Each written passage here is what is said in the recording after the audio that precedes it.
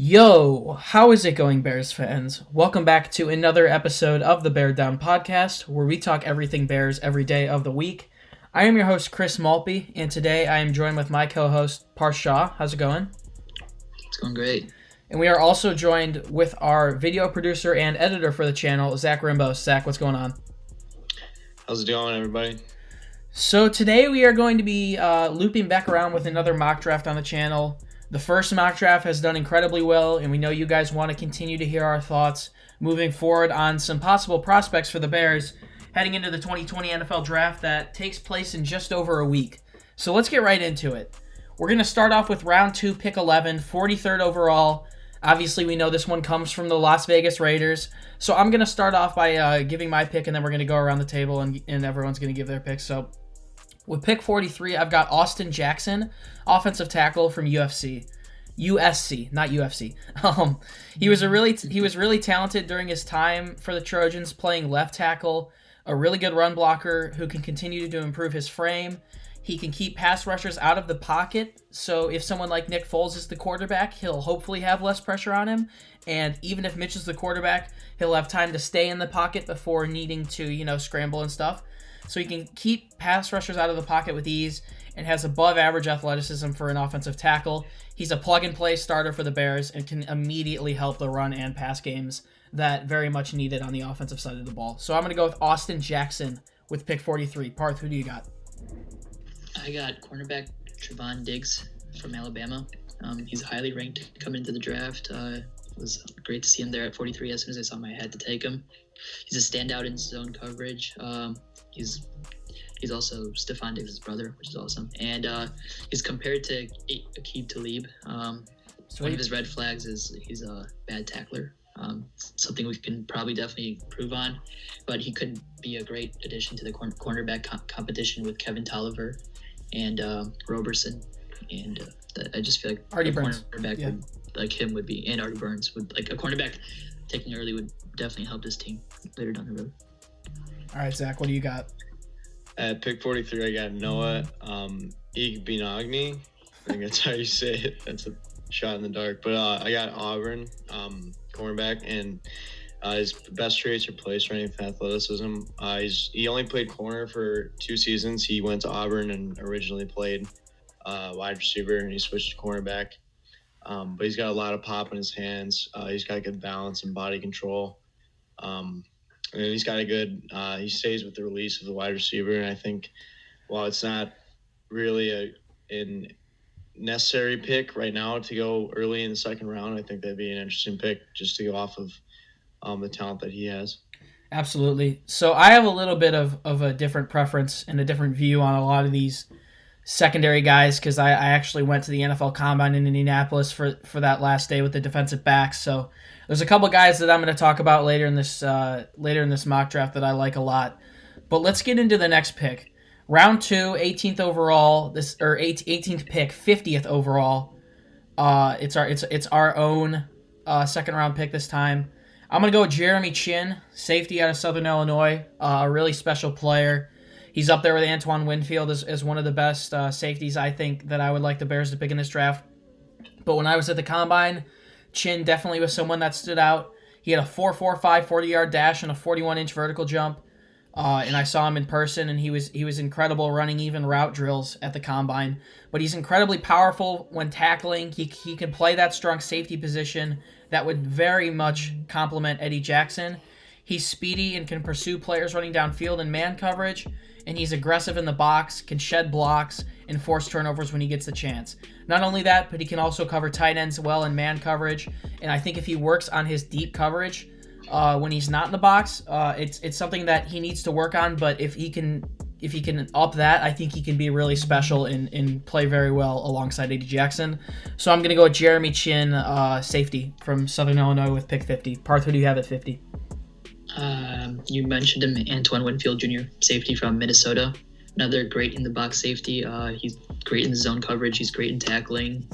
He's actually named as one of the best tacklers in the draft. As for his safety position, ball skills, he's a hunter. He can make the plays on the ball, especially if it's in the box. He has some red flags outside the box. That's where you got a guy like Eddie Jackson. Would be a perfect pair for him. Again, another great guy to bring in to compete with Deion Bush, and assume he'd take the starting pretty soon in the NFL as well. Yeah, Zach, who do you have at pick 50? At pick 50, I've got Jonathan Taylor, running back out of Wisconsin, and this is, you guys can clown me in the comments all you want, but he was Draft Network had him ranked at 27. He dropped to 50. I think it's very interesting. I think that he's 220 pounds, but he's got an impressive blend of size, power, and speed. His best traits are acceleration and power. And he had a lot of snaps. He played played a lot of snaps at Wisconsin, so it kind of hurts his production at Wisconsin. But I feel like if we had somebody else, potentially we give up Tariq Cohen for a third round or something like that, we do some kind of trade. If he sat behind David Montgomery and we had those two, they're kind of the same runners, I think it'd be very interesting. I apologize for the dogs in the background. I guess the mailman's here. But going off that with Jonathan Taylor, something that is really impressive about that is you would have to imagine if we can somehow still afford to improve the offensive line, that could be a really solid two-headed monster with him and David Montgomery moving forward, making one another better. So that's an interesting one. So let's head on to the next pick, and I'm going to start this one with you, Zach. We obviously traded that 4th-round pick, 140 overall, to Jacksonville for Nick Foles, so we're heading to the 5th round. 163rd overall pick. Zach, who do you have? All right, I got Gino Stone, safety out of Iowa. I like that one a lot. I'm a Hawkeye guy. Go ahead. You want to talk about him? No, I mean, I watched them the last couple of years. Similar to guys like Chinn and Winfield, I'd probably rather have them. But as far as Gino Stone goes, I think he's good in the box. I think he can also play zone coverage, so he can back it up. But obviously you had some more notes on him, but I'm a little bit biased as an Iowa Hawkeye fan. But that's probably your favorite pick of mine so far. My favorite pick of yours. Gino Stone. He's really smooth, and he's got really good overall awareness. He does a terrific job of blending patience and aggression. And I think while he doesn't have a ton of cons, I feel like at pick 163 for a safety, it's actually it's a really good pick, and I think it'd be very interesting if we had somebody else who is aggressive but also just smooth and natural at the position, at safety's position, which is obviously going to be important next to Eddie Jackson. Gino Stone seems like a really good fit there. Absolutely. So with my 163rd overall pick, I ended up going receiver here. Isaiah Hodgins, wide receiver out of Oregon State, not Oklahoma State.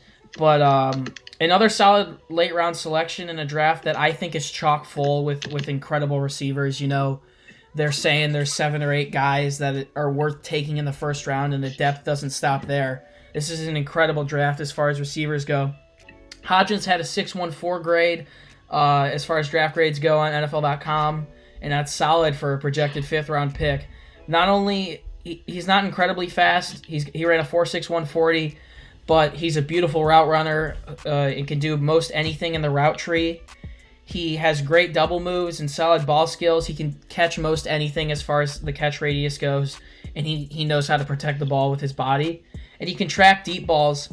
And we were talking to J.J. Stankovitz earlier today on an episode that's going to go up tomorrow, but one important thing that he said was that the Bears get a deep threat after losing Taylor Gabriel. I think thanks to his ball tracking skills and just his ability to run anything in the route tree, I think Hodgins can find ways to get open and be that deep threat that the Bears need. So with pick 163, I'm going Isaiah Hodgins, wide receiver, Oregon State. Parth, who do you have at 163? All right. At 163, I'm taking Michael Onwenu, inside offensive lineman from Michigan.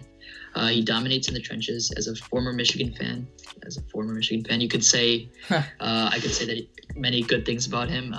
He has some question marks with his speed and mobility, but that's something we could definitely teach him by just cutting down weights and stuff like that. Yeah.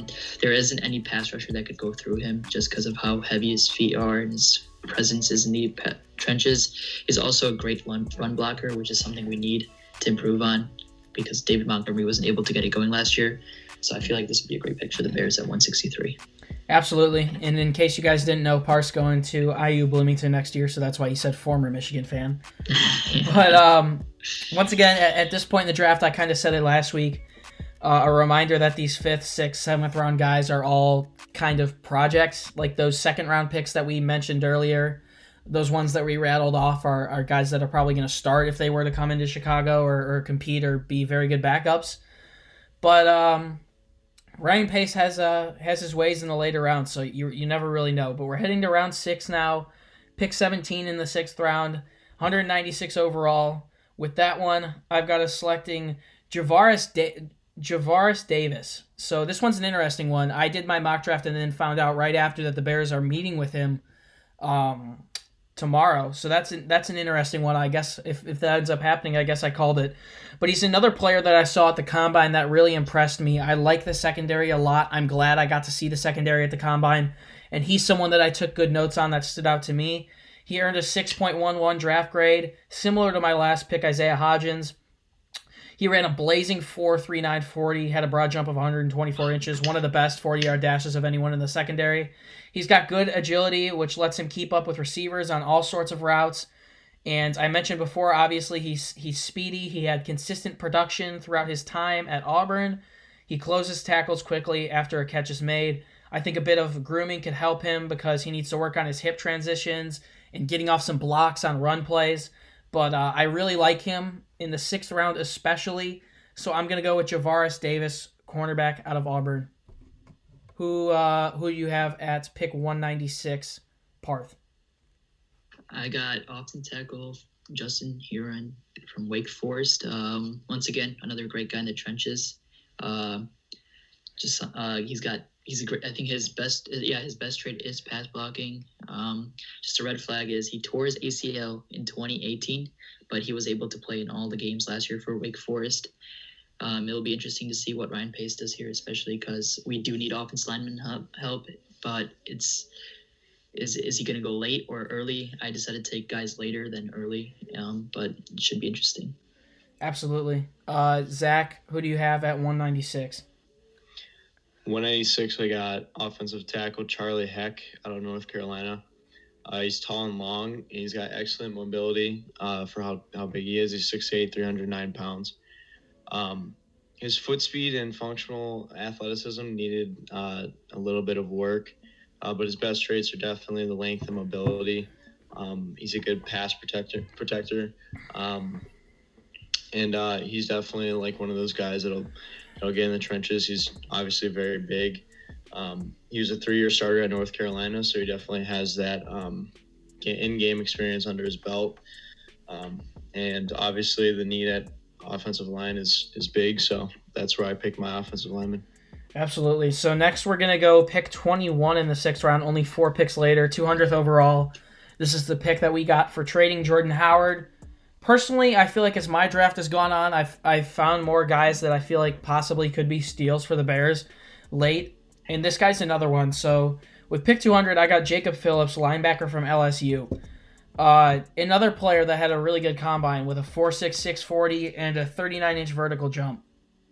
He's adjusted to covering many different players throughout a game, such as running backs and tight ends, has been really good with it. Doesn't miss many tackles. He's also a solid special teamer. You know, we lost Kevin Pierre-Louis this offseason, someone who provided on special teams. Obviously, we did pick up Barkevius Mingo, but Phillips is a solid special teamer and proved that at LSU.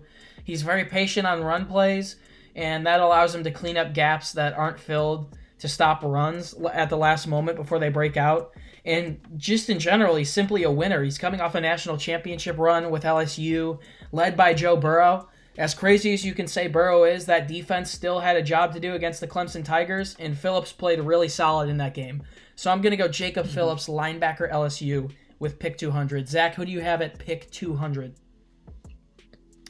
Pick 200, I got Jake Hanson, inside offensive lineman at Oregon. He is a potential low-end starter in a zone-heavy scheme. He has troubling lack of functional power, but his best trait is football, like his IQ, football IQ. Uh-huh. And He's 6'5", 295. But he's pretty smooth. He's athletic, and he's got a quick first step. And again, that football IQ, I think, does a lot for a lineman, especially being able to recognize which gaps you need to shut out and your leverage and everything as well. And these two picks, 196 and 200, is where I picked my offensive lineman before. Okay. So I wanted to switch it up and just see, because before I had two really big guys, and I wanted to see if I could switch it up and see if I can get somebody maybe a little bit smaller, but that athletic part of it is a big factor into it. Absolutely. Parth, who do you have at pick 200 overall? I was taking inside defensive lineman Tyler Clark from Georgia. Once again, a guy from a great college. He's played his games. He's 4-year senior. He's come out of Georgia, which is one of Ryan Pace's favorite colleges to draft from. Yeah. He's got strong and active hands. He's a strong tackler, and he's got excellent lateral movements and closing speed for his size. He's 300 pounds, so he's got great speed for his height and weight. He dominated at the Rose Bowl, I remember, against Oklahoma, who has one of the best offensive linemen in the league, or in the NCAA. So, I mean, he's played against great teams his whole entire career, and he's showed great flashes. So taking him at 200 would be great, especially knowing how Akeem Hicks has been a little bit prone to injury last year. Absolutely. I actually had him at pick 200 as well during my DCBN mock draft 2.0. So we both know that Ryan Pace loves his Georgia boys. All right, heading into the 7th round, we've got pick 12 in that round, 226 overall from the Oakland Raiders in the Khalil Mack trade, I believe.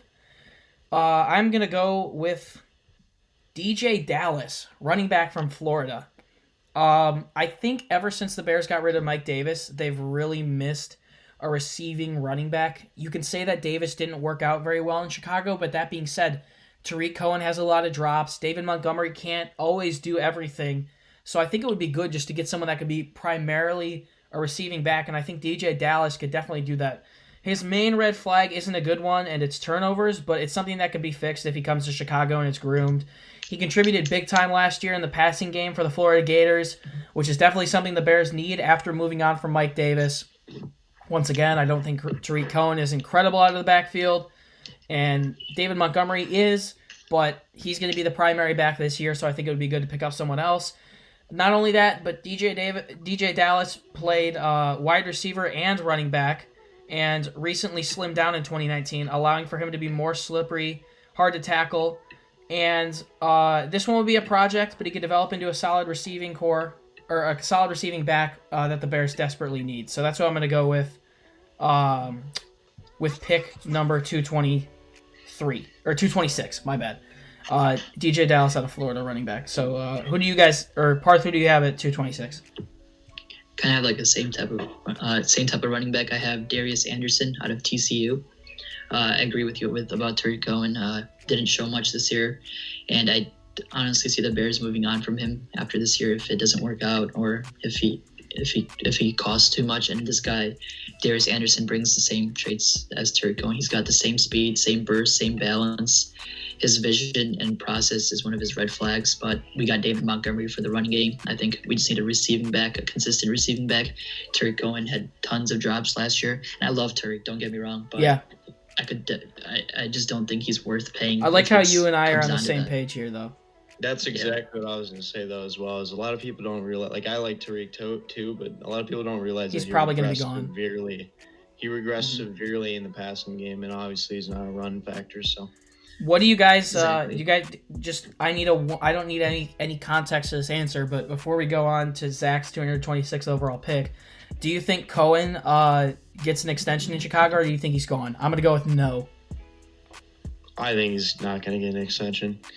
I don't know. Nagy has a love for him, obviously, but it's just I don't know. He's shown flashes. It's kind of like Mitch. Like, you can't just risk it, you know. You got to show if for some whatever reason he decides, to turn on the burners this season, he's a lot better and becomes. He would need to be significantly better, though. I would assume it would have to be very significant. Like he'd have Parth, to what be do you? Parth, what do you think? Yeah. quit the draft. Parth, you think he gets had, an extension? 8 drops last year? That's insane. You think Parth? I'm going to say no. Okay. I'm going to say no. I love Tariq, and I'd want him back, but I think the price will be high, and his production isn't Absolutely. good All right. enough for the price. Let's get back on track, though. Yeah. Zach, who do you have at pick 226 overall? At 226, I got Trayvon Hill, edge out of Miami. And the pros about him are that his pass rushing skill set translates very well to the NFL. He's got a lot of speed and power. He's got a good dip and rip ability off the line. And he's very athletic. He's got a good anticipation of the snap. His first step to burst out of his stance is very good. And I think that it would be nice. I think we talked about this last time as well. It'd be nice if we had somebody who sat behind Mack and Quinn and could develop into a player that perhaps maybe Robert Quinn leaves at some point when he is done, or if we cut it, whatever happens, unless he turns out to be exactly what we expected him to be. But it'd be nice to have somebody develop behind those players and become somebody that could potentially start one day. So, absolutely. Yeah, no one better to learn from it. Absolutely. Yeah. That's the interesting thing about like all edge rushers in this draft. Like you could take someone late, but you're like, okay, they're being mentored by a top 5, top 3 pass rusher in the league. So exactly. And they're on a team that has been known for defense for years. So like I feel like one of those guys that comes out if we do pick one late is an interesting option. But it is interesting to see that Parth and I are on the same page there with needing a receiving back. So we got one more pick here, pick 233 overall in the 7th round. I'm going to go with Myles Bryant, cornerback from Washington, another guy that I saw at the NFL Combine. He's a small one. He's 5'9", 185 pounds, but you can't really underestimate him. He had a solid performance at the Combine, played safety last year in college, but people are saying he's going to switch to a slot corner in the NFL, which is something that's really attractive to me because I think he could be good alongside Buster Screen, Duke Shelley. He plays bigger than he's listed, recognizes patterns, and Myles Bryant overall is good at cutting off balls for pass breakups, for interceptions, and has solid quickness in coverage. Similar to Duke Shelley, I think he would need a few years to develop, but if he comes in and it doesn't pan out, at least he's a solid depth piece along Screen and Shelley. So I'm going to go with Myles Bryant, cornerback from Washington. I think it's a good pick out of the 7th round with my last pick. Parth, who do you have with your last one? So, like you said earlier, we just recorded a podcast with JJ Stankovitz from NBC Sports, and he said we should look to get a wide receiver who's good with like the run after catch, yards after catch.